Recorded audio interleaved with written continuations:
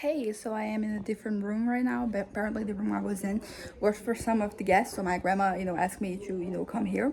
And I'm gonna be holding the camera, so my hands might kind of like get tired really quickly. But just to wrap up what I was saying before, I kind of am at a point where I'm developing like healthier coping mechanisms, and that is pretty much all I need to keep going. I don't need perfection. I don't need to be able to get things, perfectly right away. But as long as I'm making progress, as long as I'm kind of like finding solutions to the problems, because that is kind of like a big thing that you have to consider. Like there's always going to be issues.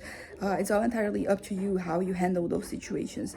So right now I am at a point where I have I don't know, I feel like lately I've been doing pretty well. So like whenever a situation comes, I have mechanisms set in place to make sure that I don't get like is caught up in any type of despondency, because sometimes it's very tempting to kind of like despair over a situation, but that is not helpful, that is not healthy. And I'm not just saying helpful and healthy and happy, I'm saying love like that, but it is kind of like the environment of everything. Because when I say that I'm doing pretty well, what I mean is that those things that I'm healthy and I'm happy and I'm fulfilled and all that. And the kind of like the tricky part is kind of like maintaining that type of stability, because it's very common, it's very it's kind of like expected that at times like you are going to kind of struggle. And I think that that is part of life. I'm not trying to kind of like exist without it. I'm very focusing on handling it when it comes, when like those situations arrive. And I'm really happy with the fact that a lot of things that used to kind of like cause me a lot of pain make me very uncomfortable and very unhappy about the state of the world. Like I have, things are still the same as always. You could argue they're getting worse, but still I am at a point where I can basically there are still also people outside the glass door. So I might stop at a certain point because I'm kind of shy, which is in itself is kind of like a victory for me to kind of like admit that, because for so long I was very much like, I'm not shy, I just don't want to participate. And that part was true. I didn't want to engage with people and situations. I mean, except from like apart from like the ones that I did that were kind of like relevant in my search for my future life. And right now I can say that sometimes I'm shy. Sometimes I when I'm in an environment that is kind of like inhospitable, not inhospitable, like that is too much, but a place that like I don't know anybody, I get kind of, because whenever I'm like with people, let's say with my people, I'm very kind of like outgoing, and when I was a kid, I was watching the home videos the other day, and basically I realized that like I was, I had no shame basically. And I know this seems like bad, but it was, it was good. I was just out there, I would engage with people, I would talk. And at a certain point, like that stopped happening. And once again, it has to do with my trauma, particularly the one that happened when I was 13, because I've always been, a person to kind of like really just state, what I think. I didn't really let things, kind of like fly under the radar. Like there was something I disagreed with, I would, I would position myself. And but there is, so like in those contexts, like I was like outgoing, but like in everything else, I just really kind of like I was recluse. I would really keep to myself, and there's nothing wrong with that. I am an introvert, so like that is the tendency. But there's more that I don't know. I feel like sometimes I'm missing, there's a missed opportunity when I don't engage, because I don't know how things are going to go, and I think that, like right now I have a better disposition to interact with people, like I want to kind of like get involved. I want to, I want people in my life, I've kind of like come full circle. And right now I can acknowledge that, like needing, it's not so much about needing people. I mean, you do, but it's about, wanting people around. And I'm still, there are so many areas of my life I'm still kind of like, like I'm putting things, I'm kind of like, the whole thing of relinquishing control, it's like a struggle for me, because it's been a struggle for a while. But I think I'm finally at a point where it's somewhat justified. I'm like justified in my attitude, my approach to the problem. And I am, all things considered, doing pretty well. Like there's okay, that was a mess of words. A lot of ideas came to my mind, and I was trying to speak about all of them all at once. So let me just take a step back. I no longer feel the very uncomfortable need to relinquish to kind of to be in control. I can relinquish control is what I'm trying to say. And that was, like that's an improvement, because I'm not in control most of the time. I would argue that things are kind of like happening that I have no control over. That is not ideal. Like, it's not pleasant for me to admit that, but it is the reality of the world. There are things that are within my control, and those things I have been kind of like focusing on. But like, there's stuff that is really out there. Maybe you could argue that I could be doing more, and maybe one day I will. But I think it's a process. I think that I have to accepting it. Admitting it is the first step. So right now I have to kind of like just focus on the future. I have to focus on what's within my control. So I was talking about it, like, financially speaking. I have savings now, and that is great, because sometimes, because a lot of opportunities, they come and you need money to kind of like enjoy them. I have plans for what I would use that money for, but basically like, it's there. So if like something comes up, I have the ability of, depending on how much it is, to kind of like engage. And that is a victory in itself, because for so long I really felt like, I really wanted to die. So I wasn't really making plans, and I wasn't really saving any money or whatever, because I was like, I'm gonna die next week. So what's the point? I'd rather use my money to kind of like acquire something that makes me happy today. And there's still like some truth in that. Like, you can't just postpone your happiness. You have to find things that kind of things that make you want to live. Not only make you want to live, like, they get you excited about living, because ultimately, like, that's the thing. There's a difference there, and the difference that I'm learning right now. Wanting to be alive is different from like wanting to enjoy life. And I'm at a point where I want both. I want to be alive, and I want to enjoy my life. But as I said, choices must be made, and I'm happy with the choices I'm making. I'm in the right path. I think I found a way, like, I have a happy medium, where I can kind of save for the future, prepare for the future, invest, my time and energy right now into something that is going to build up in the future. For example, college, like, that's a good example. I'm in my first semester, but, of this particular major. I've been in college for like a longest time.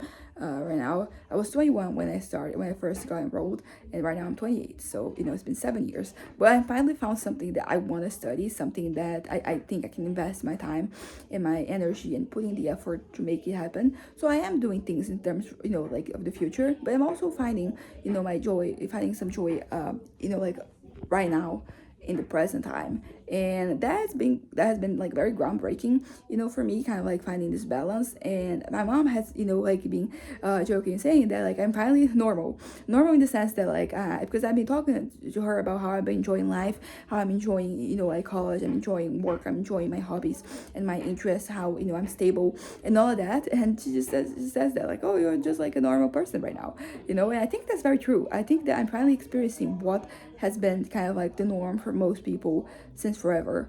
And it feels great to kind of like be on this path, and this path is feeling me I fulfilled. Naturally, fulfillment also comes from like the future, and like the things that you're going to be doing, like when it comes. And but I'm excited. I'm excited about possibilities, and these possibilities, they're reasonable, because sometimes, like, you get happy about fantasies that you have about stuff that is very unattainable, and like that can kind of keep you going, the possibility that will happen. But like, that's not real. So I'm happy about the real things in my life. So as I said, college, and I'm thinking about getting work in that area, and like, that could be me for the rest of my life. That could be my future. And it is like, I'm not trying to undermine the future, because it is the type of thing that like, challenges will come. And what I want is not for like, no challenges to come, but for them to come, and for me to be able to properly handle them, handle those situations. And I really think I can. I really think that I am like, in a good place, in a good enough place mentally, that like, I can handle challenges that come from the area. Because like, for example, I love writing. So whenever challenge comes from when I'm writing, like, I have the motivation to try and figure it out. Although I will say that there are exceptions to that. Like, sometimes when I'm really kind of invested in I'm not really invested in my life. It's kind of hard for me to get invested in whatever it is that I'm doing. But right now, when I'm like quote unquote normal, I can't like look at those, and I see a challenge and I overcome it. I try things and I do it. And I think that for my academic and professional life, that hasn't always been the case. There's been like many contexts in which I kind of just gave up, not gave up, but like I just pushed it all aside and focused on other things. So right now, as I said, same thing with like, it's not that I want my head to never be bothered by things. I want to kind of like do it because those things are going to happen regardless of what you want and what you do. So what I need, what I want from them is for me to kind of like have, a means to kind of like handle those things. And I think that right now I have that. I don't want to just cope anymore. I want to like, yeah, like I don't want to just cope. I want I want to live, and I want to kind of like to thrive. I think that's a good word, because that's basically it. I want to thrive in my life and within like my means, because as I talked about before, there are things that are kind of like not within my control, and I have fantasies that involve this very megalomaniac situations. So like those are not happening. But so when I say I want to thrive, it's not just involved in that, because I've kind of like come to accept, this is going to sound bad, but I'm kind of like a nobody, and that's always been the case, in the greater scheme of things. And as I said, like I'm not saying this like negatively. I'm not trying to, put myself down here. It's just that it is the truth. Like I'm. Like my impact, for example, was not particularly significant, and realistically it's never going to be, but I want to keep going despite that, because I think that legacy was something that for the longest time I really wanted, and I was really like the idea of that possibly not happening, it really affected me. And right now I'm like, okay, I may not have the impact that I dreamed of, that I fantasized about, but what is important to me, like I still have this. Who am I? Finding yourself is helpful in so many different ways. What is important to you? Like what is relevant? What do you want to leave behind? And as I said, like it goes back to that very megalomaniac idea of who I was as a person, which is an idea that changes with time. It's like I have a fantasy every once in a while, and it basically yeah, like I have a fantasy, and that fantasy, it kind of like it builds into something very like out there, very crazy, very improbable, but my head, like, I'm very much consumed by it, so I don't really look at those as the impossibilities. I look at what I want, and I am at a point where I think I have enough going on in my life where I can kind of like, I have enough anchors. I'm kind of like grounded in reality, so I can, the things that I'm thinking of, like they're kind of like feasible things. So as I said, like college, I'm studying and I'm gonna graduate there. I mean, that is 4 years away, but you know what I mean.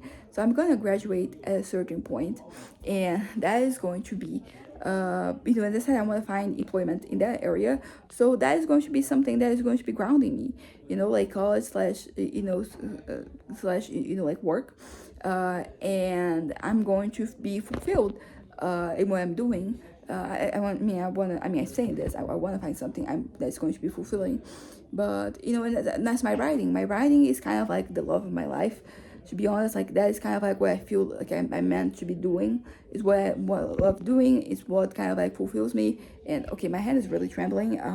I think we're gonna wrap this up right now, but basically what I'm trying to say is that I am at a point in my life, it's kind of like I'm kind of at a crossroad, you could say, because I'm picking a side. I found something I'm engaged in, in something that I want to do, for my life. As I said, it's school and work. That is kind of like, it seems to be, like it's already happening, and I had stopped believing that it could happen. Naturally, like this could be a moment for me to kind of like experience some type of, peace of mind, because, I never thought I was going to find something I'm interested in. And here I am, I found it. So like this could also work in many areas of my life. I don't know what the future holds for me, but I know, oh,